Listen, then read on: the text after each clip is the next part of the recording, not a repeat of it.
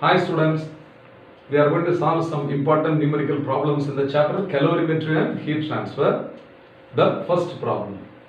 0.1 meter cube of water at 80 degrees Celsius is mixed with 0.3 meter cube of water at 60 degrees Celsius.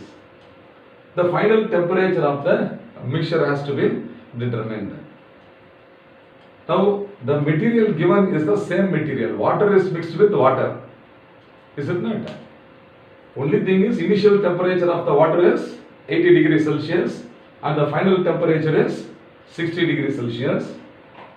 So now when you mix the water at 80 degrees Celsius with the water at 60 degrees Celsius, the temperature of the initial water will be decreased and the temperature of the second case water now at 60 degrees Celsius, that will increase and they will attain an intermediate temperature between 80 and 60.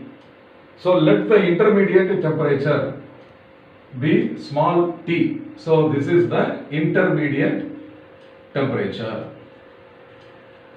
So 80 decreases to t and 60 increases to t after mixing. So now here, what is the volume of the water which is at 80 degree V1? So V1 is the volume 0.1 meter cube and the corresponding mass M1 is equal to volume V1 into density of water. So this is now equal to 0.1 into density of water is 1000 kilogram per meter cube. So this is into 1000. So meter cube into kilogram per meter cube. So remaining unit is what? Kilogram. So M1 is now equal to 0.1 into 1000 is 100 kg. So this is 100 kg. Okay. Then volume 2, the second volume. So this is V2. This is equal to 0.3 meter cube. So 0.3 meter cube. And the corresponding mass of water is M2. So this is equal to V2 multiplied by density of water. So this is equal to 0.3 multiplied by 1000 and the unit will be in kilogram. So this is now equal to 300 kg. So this is 300 kg. The CW represents the specific heat capacity of water which is not given in the problem. So this is equal to 4186 joule per kilogram per Kelvin. Nearly equal to 4200 also we can assume. Okay. So nearly equal to 4200 joule per kilogram per Kelvin. Now from the principle of calorimetry, Q lost is equal to Q gained. So this is Q lost is equal to Q gained. So this is the principle of calorimetry. Now the quantity of heat lost.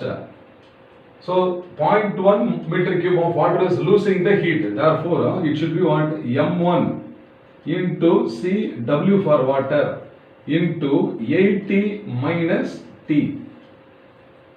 In Kelvin, if you convert also, the difference in temperature will be the same. Therefore I can write 80 minus T as it is.